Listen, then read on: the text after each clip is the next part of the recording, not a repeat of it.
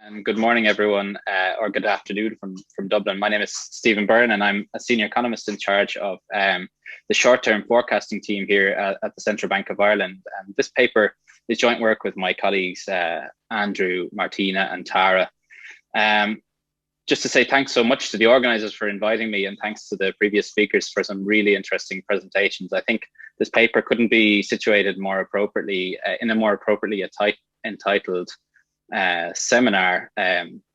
It details the work of the Central Bank of Ireland, the work between the forecasting team and the statistics team to understand the impact of the pandemic in its very initial stages. So just by way of background information, the COVID-19 hit Ireland in the first weeks of March. So schools were closed on the 13th of March and a lockdown was imposed on the 17th of March of 2020. And at the central bank, we were due to publish our regular forecast for the period 2020 to 2023 on the 4th of April 2020. And we were also due to make our submission to the Eurosystem staff projections later on in late April and early May. But we knew that the earliest view we would get from traditional data sources wouldn't come until after both of those dates from retail sales, and data for Q2 national accounts data wouldn't come until July at the earliest. So a traditional view of the impact of the pandemic wouldn't come until well after we needed to make these projections. But despite that absence of data, I suppose policymakers both at the bank, in the Eurosystem, and more generally in Ireland required a real-time assessment of the impact of the pandemic, including the sectoral heterogeneity of the impact. So there was a lot of work went on. This paper focuses on consumption, and we needed to use new data and new methods to rapidly produce nowcasts and forecasts. And this paper, or this presentation at least, won't focus so much on the technical details of the nowcasting or forecasting methods, but rather the use of the data and some practical issues that we dealt with at the time and are still dealing with to some extent to incorporate those into expenditure side forecasts. So one of the main pieces of data that we relied on was the central bank's daily card payment data, which was itself a brand new product, which our statistics colleagues had begun collecting before the pandemic. It captures the expenditure of all euro-denominated credit and debit cards issued to Irish residents. We also made use of some surveys from the National Statistical Institute, the Central Statistics Office, CSO, and I'll talk a little bit about those in the presentation. But this paper broadly illustrates the methods we used in the bank to estimate the scale of the downturn in real time, to disentangle the relative role of the health restrictions versus the demand decline, to understand the role of reallocation in spending baskets and how that might apply, especially when thinking about applying nominal card spending data to national accounts measures of consumption. And then we lastly tried to assess the extent to which the savings that were accumulated during the initial phase of the pandemic were forced or precautionary. And I suppose the last point and the second point are both with a view to getting a sense of what might happen in the recovery period, right? So I'll talk about that as I go through the presentation. So just to start, maybe to recap the reasons why a pandemic affects consumption. So it hits us in three ways. The opportunity to spend is diminished in Ireland. I mentioned we had severe restrictions. There were bans on all non-essential retail being open, and households were asked to remain within 2 kilometers of their home for a significant period of the second quarter of 2020. But outside of that, even without formal restrictions on spending, the pandemic affects the willingness to go out and spend, right? So consumers are avoiding activities that are perceived to be high risk in terms of contracting the virus. So when you're thinking about the recovery, even when you think the restrictions would be lifted, still in the presence of COVID-19 at the margin, we would expect consumption to be lower than it was prior to the pandemic. And the third reason is for precautionary motives. So when uncertainty increases, consumers tend to increase their precautionary savings. Maybe that's because they think that their job may not be lost now, but lost in the future. Or perhaps they're Ricardian in some sense and think that the government's fiscal interventions will require tax increases in the future. And the interaction between the three of those is shown in the chart on the right-hand side here. So this is from the CSO's Social Impact of COVID-19 survey in June 2020. And it shows that those who experienced income declines or saw changes in their labour market activity were the most likely to reduce their spending since the onset of the pandemic. However, people who remained in employment and who saw no change in their income were also registered significant spending declines. And I think that reflects their willingness to spend or precautionary saving motive as well.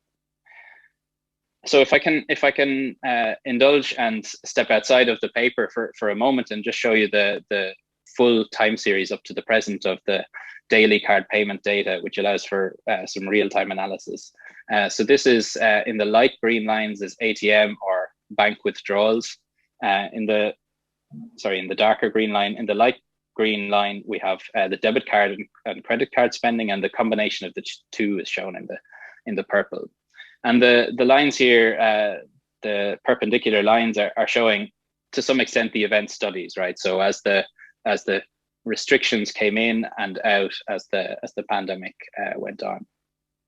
Now, let me zoom in on that chart a little bit in the chart on the left-hand side here, where it's the same data, but this time showing the year-over-year spending changes on each day compared with the same day the previous year. So I think this chart captures, a huge amount of the story of the pandemic. It shows that if you look just at the line which represents the two combined, which unhelpfully in this chart is a different color, but it's the light green line here. But we can see so much from this chart, from the anticipatory behavior prior to the school closures or the onset of the lockdowns. So spending is up year on year quite substantially, to the enormous decline in activity throughout April and May of 2020. So the dashed line shows the Oxford Stringency Index. It's a cross-country measure of the stringency of the public health restrictions that are in place at the time. And we can see that spending is down in nominal terms, at least approximately 40% during April.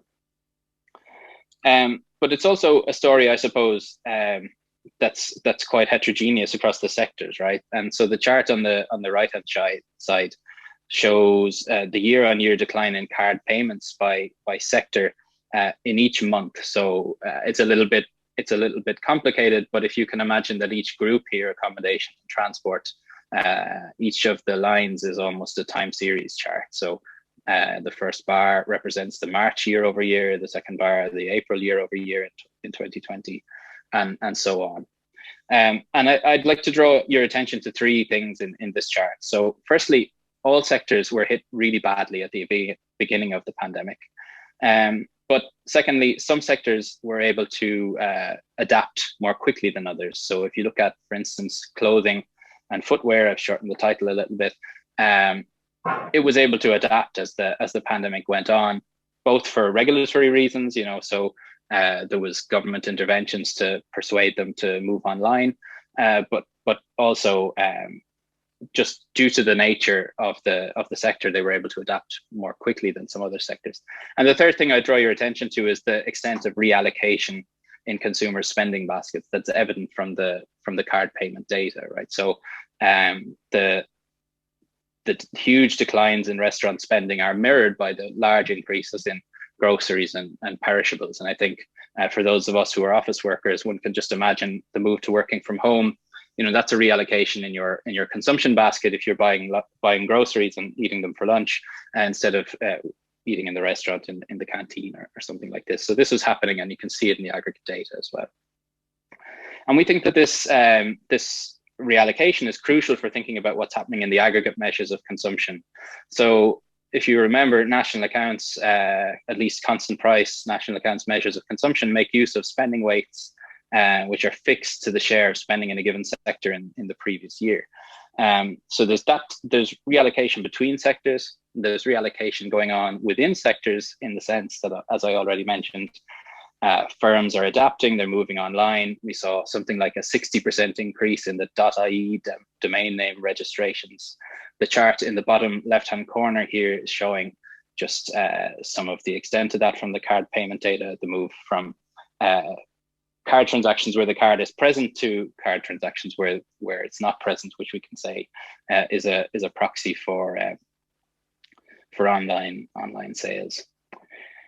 And in order to take this into account, what we needed to do is to think about how we can use the card payment data to proxy for the change in the weights that will be used in the national accounts measure of consumption. Remember, we're forecasting the expenditure components of the national accounts, and I would say that our view in the bank was that, especially during the initial period of the pandemic, that the signal to noise ratio kind of increases for the use of the card data.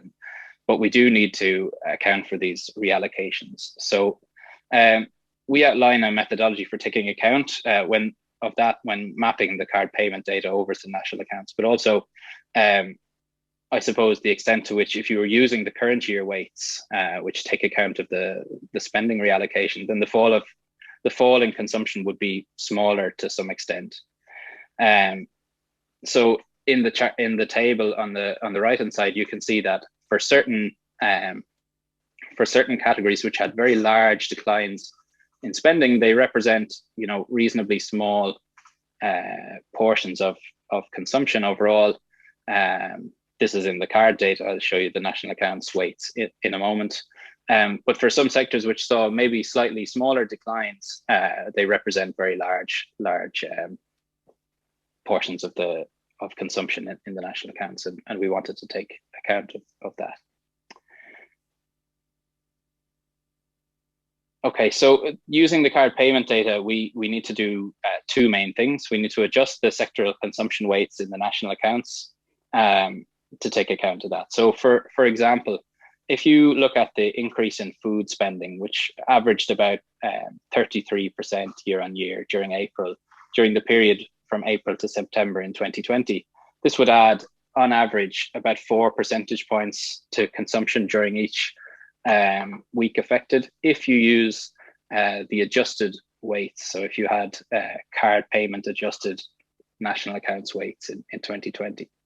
Whereas if you use the actual national accounts weights of 2019, you would get a smaller decline. So you can see here a smaller increase of about 2.6%.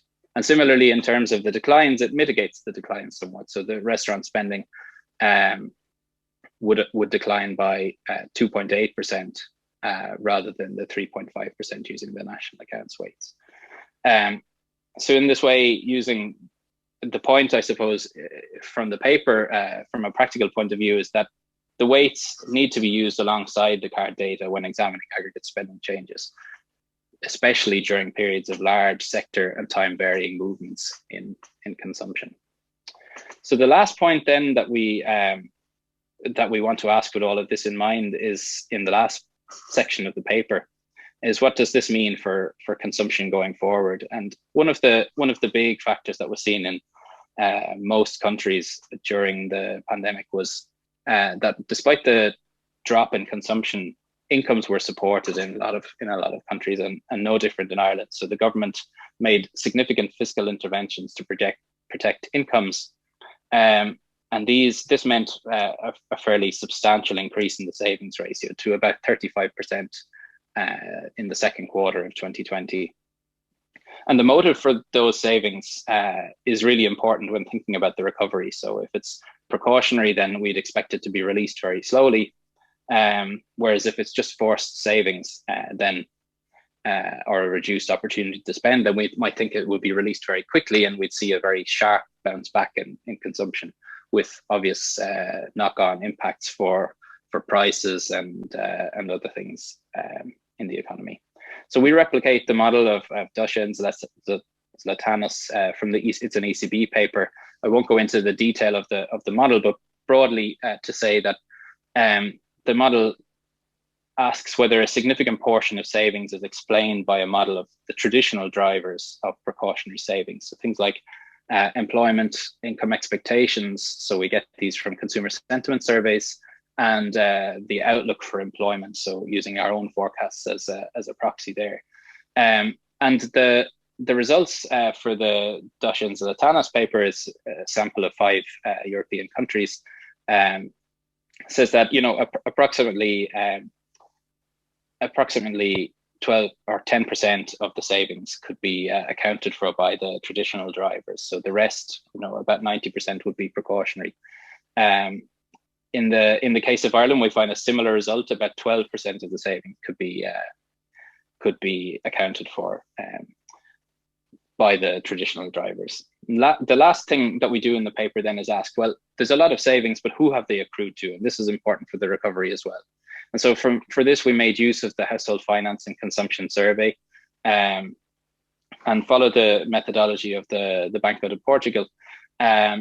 We show that the households to whom the savings have accrued are, on average, older and higher income households, and we know that those households have a lower marginal propensity to consume. So the boost to consumption in 2022, I suppose, thinking about the forecast period, it would likely then to be lower than if the shock had been equally distributed, let's say. So with that, I'll wrap up, and thank you very much. I'm looking forward to hearing any questions.